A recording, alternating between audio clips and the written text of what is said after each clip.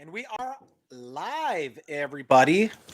Are we? We're live on, yeah, okay. We're live on YouTube today. So happy Wednesday.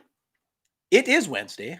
It is Puka. It is so good to be back. It's been a while. So I wanted to kind of say hello, give you some updates here before we head into the holiday weekend. Wish you a happy Thanksgiving and such.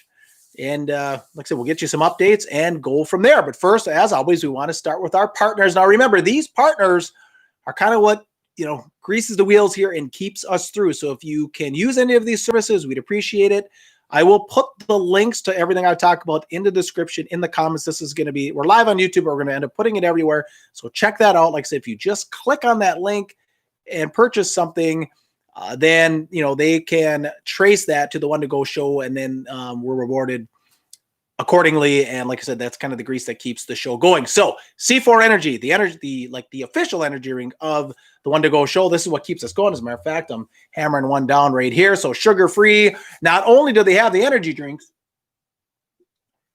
which are fantastic, but if you need amino acids, protein powders, Cellucor, C4, it's all there. So click the link below if you want. And they got Black Friday deals coming. Okay, another company has got Black Friday deals coming. Chomps. This is the official meat stick snack. It's that time of day right now where you might need a little snack. Chomps, check them out. Grass-fed, paleo-proof, fantastic. They have beef and turkey meat sticks. All right, chomps.com. And then Amazon.com. So obviously Friday is Black Friday this week. And we go Cyber Monday on Monday. If you're going to be doing shopping on Amazon anyway, like I said, if you just go in here and you click the link and you enter Amazon through our link, they will track that to the One to Go show. And like I said, we will be rewarded accordingly. So there's all kinds of Black Friday deals coming up. They wanted us to let you know.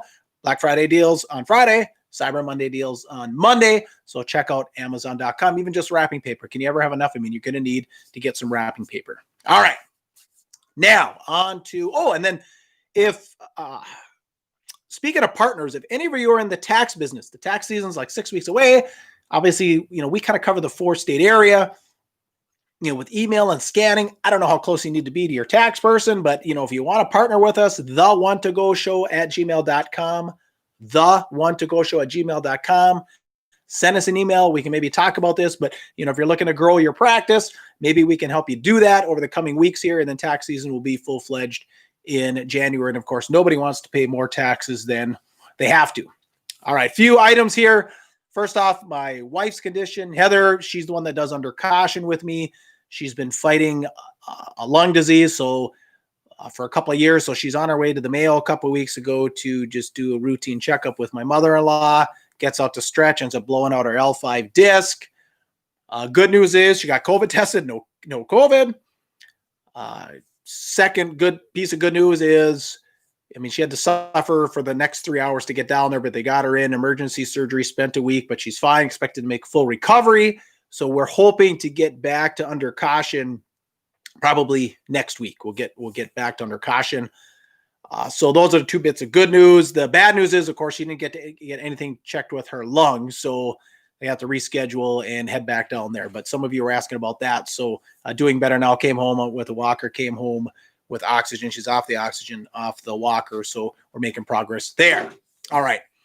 And secondly, some of you have heard about the hockey podcast. We're looking at getting started. It was going to concentrate, or is going to concentrate mainly on Minnesota high school hockey, boys and girls, and then college hockey, men's and women's, Division I college.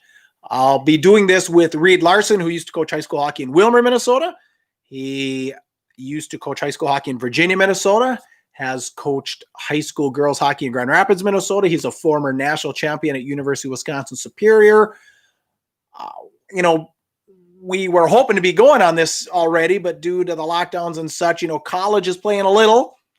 High school is playing not at all. Their season, they should have been playing already. It got backed up by a month, and now we're getting backed up by like another month because here in Minnesota because of all the restrictions.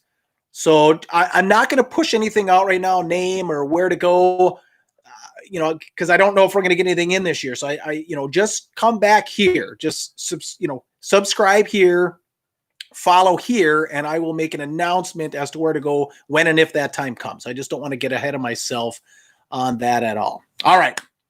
So now on to the main topic here. We are talking about the divorce, the ugly divorce between NASCAR and Tony Stewart. So the big news last week was that the NASCAR Truck Series will not return to Eldora in 2021. However, they will be racing on dirt at Knoxville. And it's clear that, NASCAR and Tony don't like each other. It's pretty clear they don't like each other at this point. This was a big FU from NASCAR to Tony by moving this race. Now, Tony's been veering off the NASCAR way, or getting away. They've been going down separate roads, parting ways for quite a while. I think it all started back when NASCAR announced they were going to bring Toyota into the fold. At that time, Tony's racing for Joe Gibbs. Tony is not a Japanese car guy. Let's face it. I mean, he had to do what he had to do. He grit his teeth. He was racing for Joe Gibbs. That's where the money was. Tony's smart. He likes money. He's a rich guy. He wanted to keep the gravy train going, did what he had to do. But when he saw an opening to hook up with Haas, start Stewart Haas, they got rid of those Toyotas as fast as he could. Tony's a Ford guy, or if his sprint car team's any indication, Tony is definitely a Ford guy. He got the hell out of the Toyota. And I think that kind of started, like I said, them heading down separate paths. The political correctness and groupthink that NASCAR has, that doesn't fit Tony. But, the flag controversies, the Kyle Larson stuff, it just doesn't fit. It doesn't fit Tony's brand. Tony's a rebel. All right. Tony doesn't fit with NASCAR. NASCAR used to have a bunch of rebels in it back when they were growing. I mean, NASCAR has no clue what they're doing right now. Right. I mean, they if the word clue hit them in the forehead, they wouldn't even know what hit them. So, so that again, I think they've been kind of parting ways. Like I said, this group think that they're doing, it isn't working. And Tony's not a group think guy. He's not a conformer. He's not going to conform to stuff. And then of course the, Superstar Racing Series, the SRX that he started, is going to be a direct competitor to NASCAR. So that kind of finalized the divorce. And that's what made it, a little bit ugly, because now they're going to be racing, on the weekends, competing for some of that, live television audience. Tony potentially will be stealing talent also from NASCAR. And the biggest thing he's stealing, of course, is attention, not just the series, but if you get a couple popular drivers, of course, they may have their own social media. So you're paying attention to their social media, and they're wearing the SRX shirt, or they're talking a little bit about the SRX series. They're stealing all that attention that is so important these days. So they're definitely on opposite paths. And, like I said, it's an ugly divorce. It was an FU to Tony to get Eldora off the schedule. Now, NASCAR is putting dirt down at Bristol in March for the Top Series. Remember Richard Petty? They brought out the old senile guy saying that, well, dirt track racing isn't professional. He had to pipe off.